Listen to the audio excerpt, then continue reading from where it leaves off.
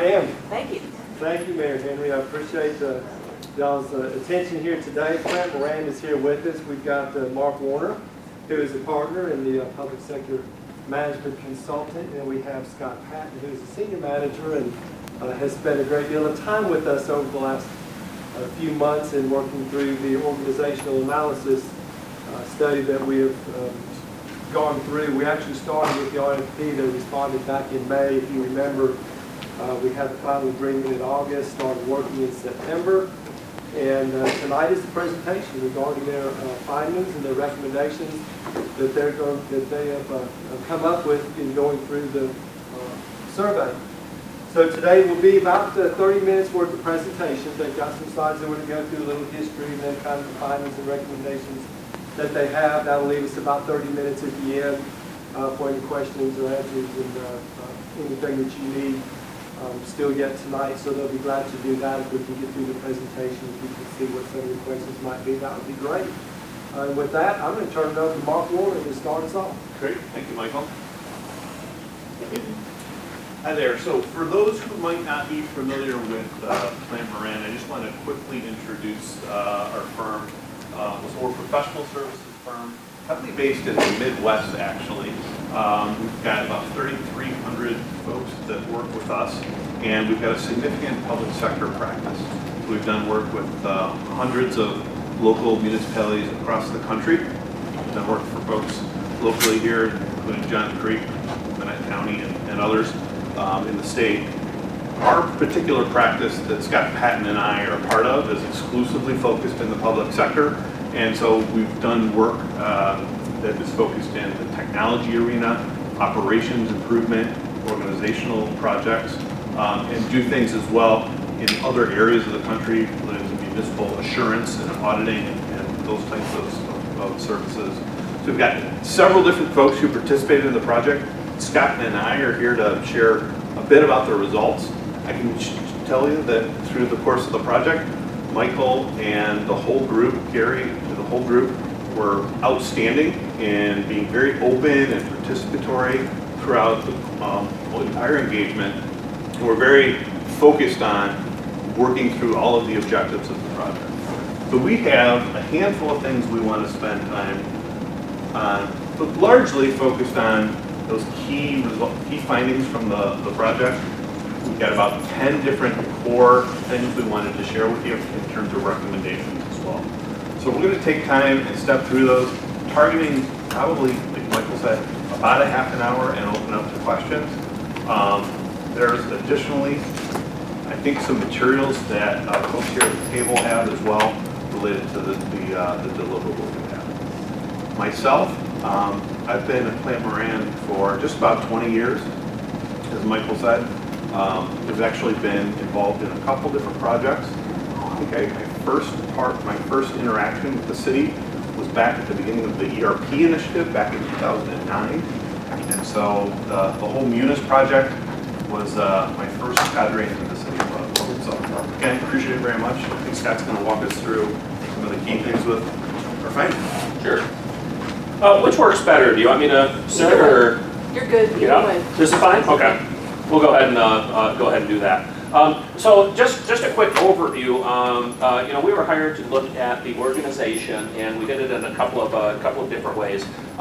It was not just the organization, but we were also asked to do a survey of employees, and so we'll get into just a highlight of some of those results in a little bit. But the things that we were asked to look at, including organizational design, supervisor to staff ratios, and then also where is it that services could be streamlined, where is it that things could be improved from an organizational perspective. We did not look at some things that like service level type of things, because that's kind of what the budget process is. Council gets to decide how best to spend the money, so we weren't giving advice on that. But we did gather information about other cities and what their staffing levels are, so that may inform some of the policy choices that you might make in the future.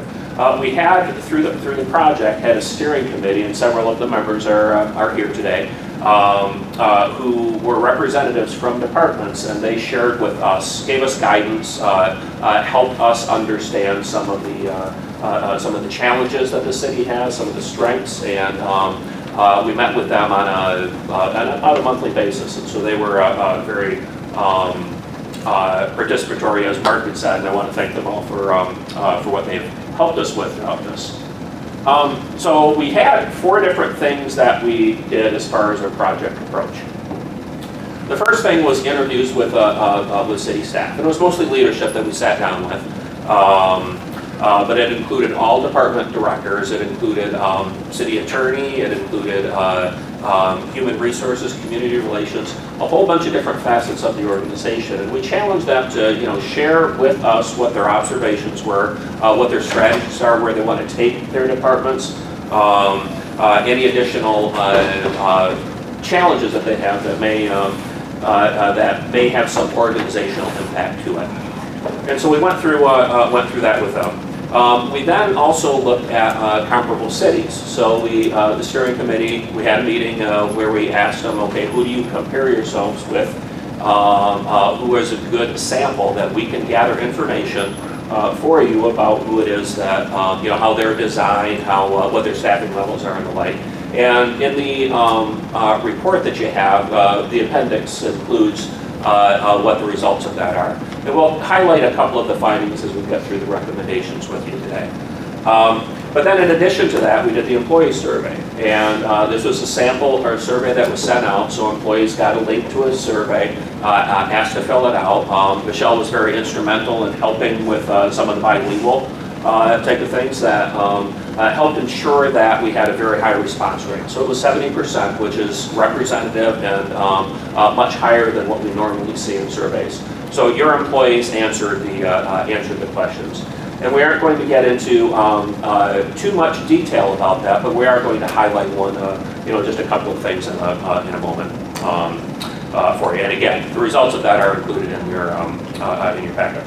And the last thing that we did was process mapping. And so this was an exercise, selected 3 different processes to look at, and those were the procurement process, the recruitment and hiring process, and special events, where we gathered together a cross-functional group of the individuals who touch each process and walked through what the steps are, who's responsible for what, how much time does it take, where do delays happen, where is there confusion, where we can give advice about how things could be improved upon. Could you repeat, please, the 3 procurement? Procurement, recruitment and hiring, and then special events, being the 3. And the results of those are also included in the appendix of the report. Whoop, wrong way. Okay, so I do want to share, this is kind of the executive summary. There were some themes that we came across that I want to just bring to your attention. And so we spend a lot of time with a whole bunch of different organizations at any point, any year. I might be working on 20 different projects. And my take of looking at Roswell, you have some pretty high quality services here. There's a lot of things to be proud of. There's a lot of things that are working well. We didn't see anything that we're going to come to like a meeting with there and say, ooh, here's a really big challenge and deliver some bad news. Okay, so that's good. We also found that your workforce is very dedicated. The survey results highlighted this. I'm going to share a limited amount of the results with you. But also the time that we spent with people was very, they were just very engaged. Your management structure is lean, and we have one recommendation that touches on this specifically. And that is good because what that says is that you're dedicating your dollars, dedicating your resources to direct service provision, but there are some challenges that are accompanied with the lean structure that you have. Supervisor to staff ratios looked really good. There are just a couple of exceptions to that, but overall for the organization, this is not something that we think you need to worry about. And then there are some things that we saw that were pretty unique about Roswell. So fire safety being one of those things where just the model that you have, it's different than what we normally see. Now, that's not to say that it's bad or anything, but when you're looking through the data around the comparable communities, That's just one of the things to keep in mind, because there are going to be some differences, some nuances associated with that. The next one had to do with responsibilities being pretty clearly defined. We found that throughout the organization, so there's not much confusion around who does what. When we asked questions, it was pretty clear. People could readily answer it, and that's not always the case in organizations. And then the last one that we have a specific recommendation around has to do with the management analyst position. That classification today does not exist in the city, and it's something that we think could be helpful for the city to think about in a couple of different areas. And so we have a specific recommendation related to that theme. But let's talk first about the two things that we're not going to get into too much detail about. A quick highlight of those employee survey results. These are pretty good numbers related to things that feed employee engagement. So if you can say that 79% of your employees are proud to work for the city, that's really good. That's something that you should be proud of. 71% would recommend working to a friend. Okay, another good score. Now each of these three questions are what we call purchase questions. So they're the equivalent of, you go out and buy a car at, the Ford dealership, and they're going to ask you what's the likelihood you're going to buy a Ford again. And the higher that number is, the higher their profitability is. It's the equivalent for, these questions are the equivalent for you. Very significant. These are good numbers that, again, I think you should be proud of. We also did the process mapping, and we're not going to get into any details here, but if you wanted to look at the detail, it's on pages 61 through 80 of your report, and this is just a sample of it. This is one phase in the hiring process, and I just wanted to give you a highlight of the sort of stuff that we look for. And this is kind of the middle of the hiring process, and you can see that HR is doing lots of stuff and departments are doing a lot of stuff. But the applicant is not doing anything in this particular phase. They've given their application, it's being evaluated, it's being vetted, but there hasn't been any communication back to them. So that's not necessarily a problem, because the timing of making that decision happens to be pretty good here. If it weren't, our advice would be, increase the communication frequency going down, because if people don't know what, thank you, sir. If people don't know what their status is, especially in today's market, they're just going to go work for the people who do answer the call and are evaluating things quickly. So those are the types of things that we looked at through the process mapping. Okay, so gonna switch gears here and talk about specific recommendations. And for those recommendations, we had some principles that fed into how it is that we selected whether we were going to recommend something or not. And so one of those was just that, council is responsible for determining service delivery, for determining serviceability and service levels. So we're not advising you on how many firefighters you should have, how many police officers, those sorts of things. But what we are looking at is the structure and making sure that the structure is sound enough to support council's service offerings. The next one here is that, we like things, we want to put the like things together. If there are functions that are similar, they're going to be more efficient if they are located near one another or within the same organization, same department. The next one is that decisions should be pushed to the lowest practical level in the organization. So there were some spots where we saw that, work is actually getting delegated up. And so some of the recommendations we have is, to push those decisions down so that management staff and department directors can spend more time on strategic type of activities. The next one is that tactical implementation should match strategic ambitions. So if you are going to go down a path of doing a strategic plan, we've got to think about how it is that we're going to support that plan. And so we have some things specific to that as well. The organization should be designed independent of the individuals. So a lot of things here work because you have good people. It's independent of the organization, how things are structured. And so there's a few things here that we're highlighting in our recommendations where our advice is to structure things differently, not because people are doing things wrong or anything like that, but if you had a different cast of characters, you could run across some problems. And so we think taking care of stuff when you have great people and things could make things easier. The sixth one there is that there are facets to the organization: operations, finance, customer service, and then organizational capacity. We wanted to look at all those things in the recommendations we made. And the last one here is just it's the practical one, right? If it ain't broke, don't fix it. We're going to talk about that because that may feed into some of the recommendations that we're making, and you're going to come back and say, well, but what's the problem? And our answer is going to be, well, the problem is just the structure. It's not the people. It's not the service. It's none of that. So keep that in mind as we go through. Now, the report that you have looks at 3 different ways of identifying a problem. So is it consistent with other cities? You have a data point related to that.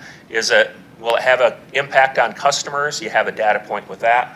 And then will it have an impact on the organization?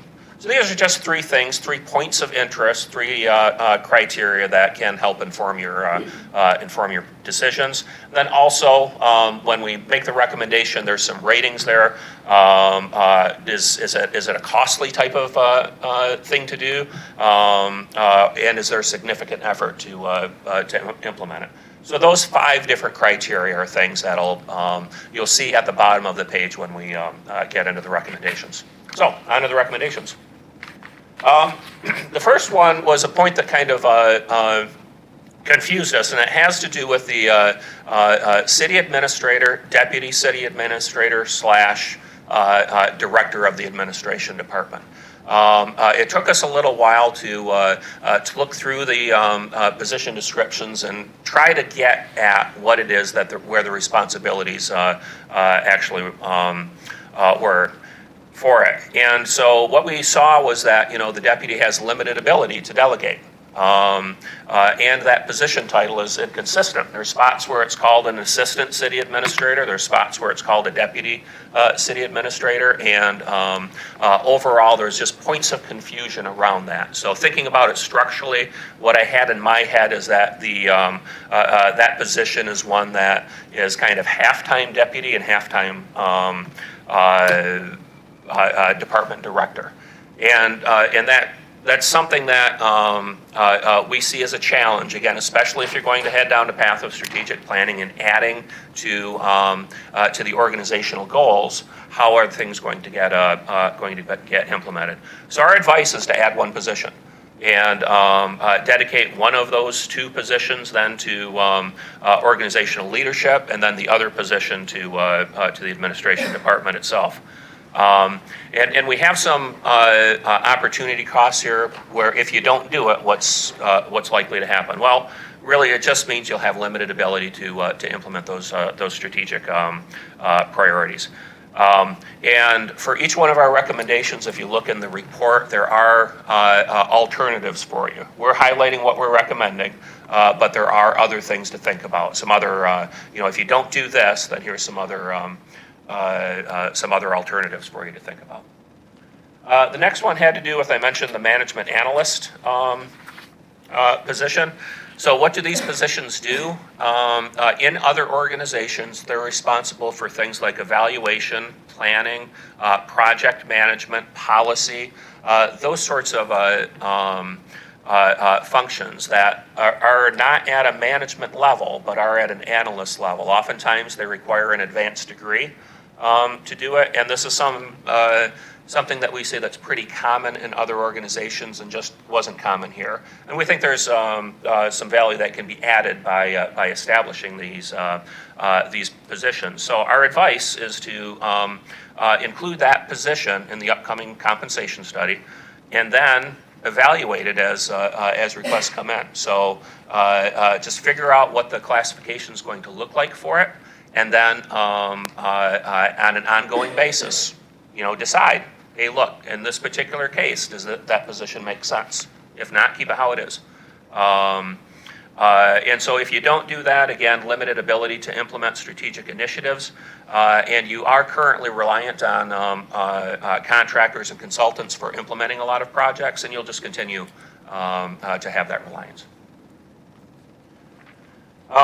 Next one was community relations. So we interviewed each department head, and this was the #1 issue that that department heads brought up was, wow, community relations is something that we really need to figure out. And we spent time with talking to community relations. They're hardworking. They're doing their best to fulfill the requests that are happening for their services. And so there's sort of 2 different ways that communities go about filling a community relations need. One of those is to centralize things. And that's how Roswell is right now. So things are centralized, and the programs that you have, the communication tools, the written documentation, all those things are centralized. The other, and there's benefits to that, right? Because it means a central theme. It means that there's consistent messaging, and there's resolution that can happen on issues. And then the other extreme is to decentralize everything, so that departments are responsible for their own their own communications. And there's strengths with that too, but our recommendation is essentially a hybrid of that. So you have some departments where it makes sense to have it decentralized, then you have others where it makes sense to have things centralized. And so our advice is, again, to have that hybrid model. We think it could serve the city pretty well. The next one that we have here has to do with organizational support services. So this is finance and IT and HR. So normally what we see with other organizations is that they're at the same level in the organization. Now, let's do an exercise of thinking about if you had different people here and there is a conflict or some resolution that needs to happen between finance and say HR right now. The way that would work is that HR would need to go to the director of administration, and the director of administration would need to go to the city administrator, and finance would need to go to the city administrator, because they're at different levels. If they were at the same level, then things could be resolved at a lower, more efficiently for you. So you have good people. So this is one of those things that's not really a problem, but it's not a problem because of the people that you have. If you have different people, you could see this, manifest itself in a lot of different ways. So our recommendation here is to establish IT and HR as departments that would report to at the same level in the organization. And again, if you don't do that, you're not doing it right now. So that's you'd be no worse off. But we think it would be beneficial to you. Okay. The next one has to do with facility support. And so we, Mark, you had this. Whatever. Go ahead. So this is actually a pretty straightforward one, right? So today, building operations and administration is the predominantly responsible for the facility maintenance and management. There is, however, in Rexon Park, a responsibility for those particular facilities. The combination, should I be hitting this one?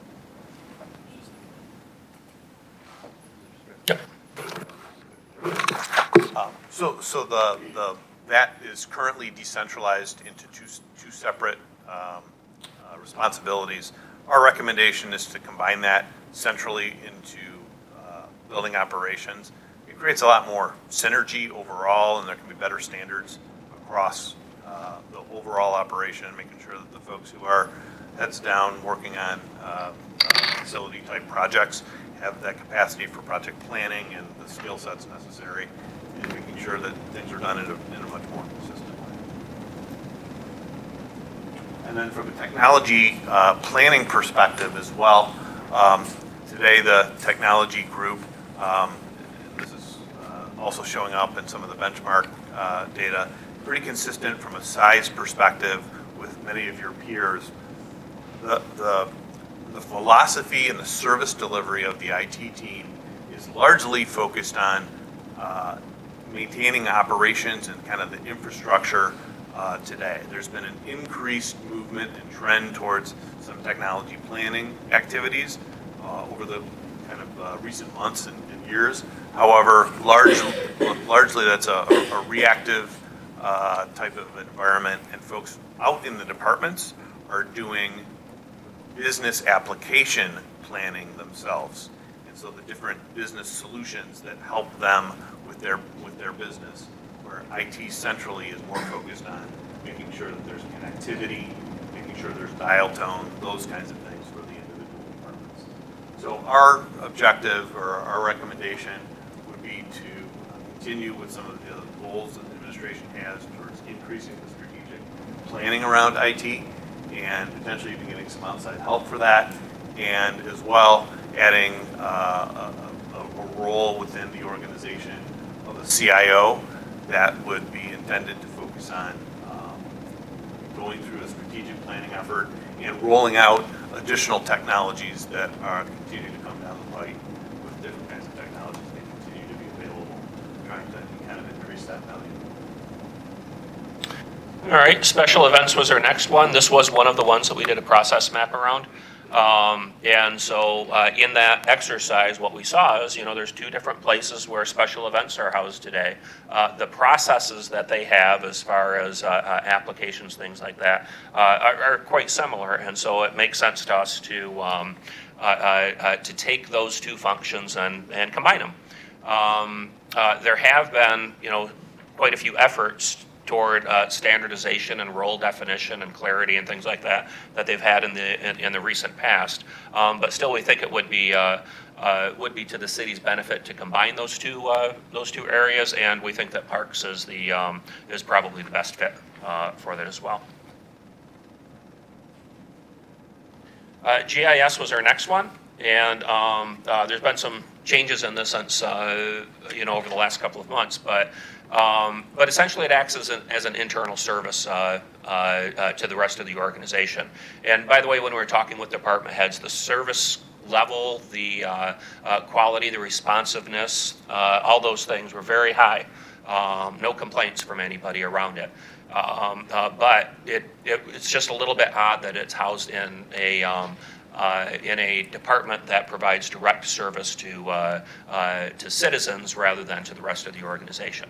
So I thought I'd just switch it, and because it does support the rest of the organization, let's put it in with other functions that support the rest of the organization as well. Payroll was the next one. Currently, it's housed in HR. Normally, what we see is that it's housed in finance, because there's so much of what payroll is its accounting. It's making sure that rules are followed, and that's a discipline that lends itself a lot more clearly to finance and to the accounting type of functions. So our recommendation is to move it over. Again, this is one of those that it ain't broke types of things, but I do think that in the long run, it is something that could benefit the city. And the last one here that we have is a 311 center.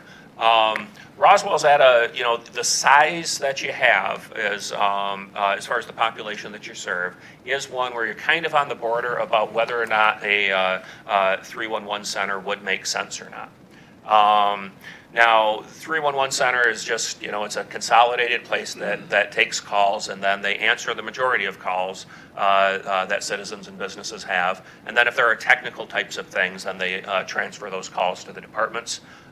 The advantage is that it frees up quite a bit of department time for other services and things, because there's not as much interruption of their work that happens.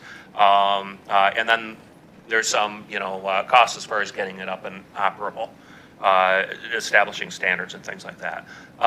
So again, you're at that point where it's worth thinking about, but we don't think you're there yet. So our recommendation is to not move forward with a 311 center, operate how you are today, but think about it. 5 years from now, things might change. Your call volume might increase quite a bit, and it's something that might make sense to you at a future point.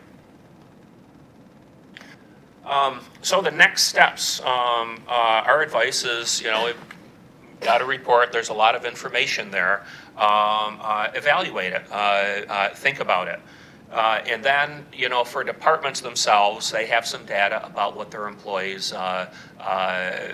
reactions are, what the data is for the survey that we have. So they know what the strengths are for their department, some opportunities for improvement. We'll use that to help make their departments better. Do some action planning with the city departments. But finally, the recommendations that we've made, there are a few things that are, in a planning stage right now for the city that we think our recommendations can fit in pretty well with. And so one of those is just, you've got the employee classification and compensation study that's been proposed. And we have some thoughts there about things like the management analyst position. Go out and see what the, include that into the class and comp study. You'll have better data to make decisions if you know what the, market for those positions would be. You also have the city budget process. So, as departments are making requests, some of it may be based on, the recommendations that we're making, but I think that it's a pretty clean fit into the budget process. And then also the strategic planning that's been proposed. If you head down that path, and we think it's the right path, by the way, but there are some things that we are recommending that we think could fit nicely in with that strategic planning process. So, it said 30 minutes, it took 31, I apologize. But entertain questions from council. Council have any questions? Yes. Hi, I'm Christine Hall, and my job when I'm not being a city council member is with Clifton Larson Allen, and we do similar work for other cities. My question is, with some of these positions that you're proposing and with other cities, what is the trend towards outsourcing, using outsourced folks for some of those? So it's largely, there's a regional aspect to outsourcing. And you are right now in a position where some of the functions that are internal in other organizations are outsourced in Roswell. So, I mentioned the management analyst position earlier. And so the way that it's outsourced here is that in your community development department, you rely quite a bit on consultants to do the evaluative type of work, the code writing, those sorts of things. And that might be the right thing. I don't know what the value of those contracts are or what it is that, if you created a position for management analysts to do those sorts of functions. I don't have that answer, but it's worth looking at. So again, add that as one of the criteria for your, or not criteria, but a position to look at through the class and comp study, and then make that determination. If it makes sense to keep it how it is, by all means do it. If it makes sense to move things in-house, make that determination.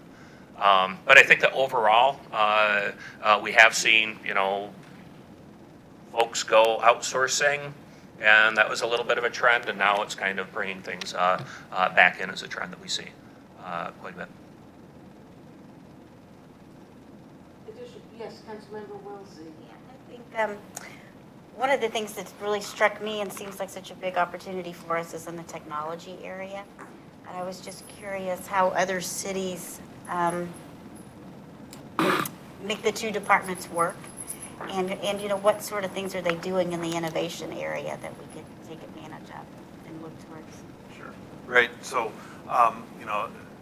cities, counties across the country are really struggling to keep up in many aspects with kind of private sector counterparts. Technology investment within the municipal space, where we budget at a slower pace and things like that is much more challenging. So there is definitely aspects of potentially regional collaboration that we've seen folks doing. There's all kinds of different technologies that are becoming more prevalent within the public sector and making things more accessible for our employees and our citizens to use. Analytics and robotic intelligence and a bunch of different things. So, the kinds of things are continually changing, and IT teams are juggling the priorities with the limited resources that they have. That's good. I think there's a big opportunity to kind of elevate that presence, I guess, in the city from being just day to day to being a lot more strategic. We agree. I have a question. You've proposed additional positions. Were there any savings in positions? We did not see any savings because of service level, primarily. Again, you have a lean management structure, so we didn't see spots where you know, the management of organization, people weren't twiddling their thumbs at all, okay? And so then, you know, the question is, if there were savings, where would it be? And the level of service provision is likely where to do that. And the first principle we had there was, you know, we're not looking at level of service provision. That's something for, you know, council. And let me go one step further. Is there any kind of transferring of positions? So do you see a position that any positions that would be better served by changing those job descriptions? The ones that we commented on there, in the report, we see a few different spots for that management analyst position. And so, you know, just a quick example, you know, your police department is there's a lot of dollars that go through police. And right now, that position, there's a fiscal coordinator, I believe is the title of it. We think it might be beneficial to have additional skills where that position is doing a lot more for the city. Don't know that to be the case, but usually when we see an operation the size of what you have, it would be an analyst level position that's doing the budgeting, that's doing, you know, position control, looking for grants, doing the application for grants, all of those sorts of functions. Regional activity also. Thank you. Councilmember Zapata. Thank you, Mayor. So regarding the community relations, centralized versus decentralized, what are the pros and cons, and how can you keep a constant message from the city perspective and not leave this for every single department to come with their own message?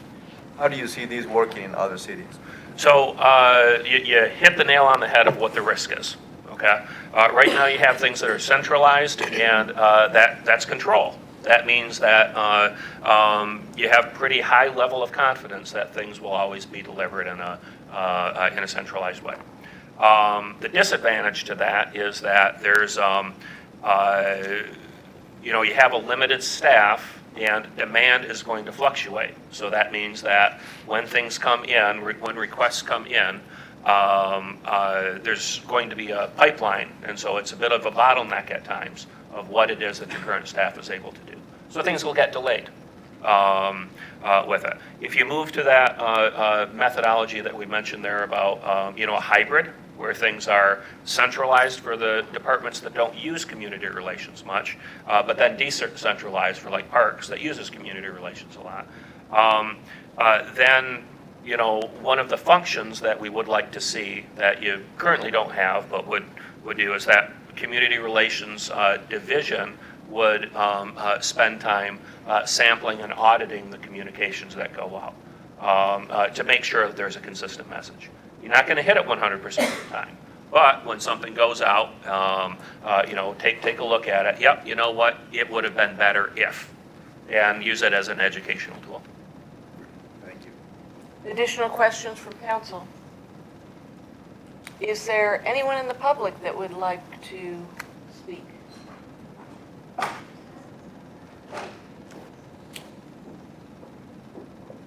Well, I'll bring it back to council for final thoughts. Is there anything you all would like to share or any questions? Well, we have the consultants here in the room. Yes, Councilmember Hall. It's very thought-provoking, and in my line of work, we do produce these for organizations as well, and it's a wonderful place to start to get the brainstorming going, and I appreciate what you did. Thank you. Thank you. Councilmember Wilsey. Yes, just another particular item that you mentioned was special events and Yeah. promoting those to recreation and parks. So I know that's going to give us a lot to think about, but was just curious kind of what your observations were and suggestions on getting there. Yeah, so again, we did process mapping here, so we had both parties involved and walked through a few of the different types of special events, the one downtown here, and anyway, so, and the results of that are in the report. And what we saw was a lot of similarity, okay? So, and then at different points in the year where workload fluctuates, sometimes, we're really challenged in one area and less challenged in another. So we see it as a way to even out what the demand is. And we think it might be a little bit simpler from a customer perspective too, just so they know where to go and who to call. And I think that's a great point. Tonight, a case in point is the Roswell Roots Festival, which is coordinated through Rec and Parks. But it's a month-long festival that's not coordinated through special events. So where do we draw that line? I think that's very interesting and intriguing. So thank you. Additional comments? One from us, if we may, Madam Mayor? Yes, please. It's just, I'd like to, on behalf of Mark and Plante Moran, say what a treat it's been to work for the city. Again, I can't highlight enough what special people you have working here. You've got a great community, and we've really appreciated our time working for you. Well, thank you, and thank you for recognizing that. Because we are always telling our staff and our community that we truly do appreciate everything, the outreach in the community, our staff's professionalism and their work ethic. So it's very comforting to have someone else come in and see the same thing, that we're just not tooting our own horn. So thanks. Okay, seeing no other hands up, we are adjourned. Thank you, gentlemen. Thank you.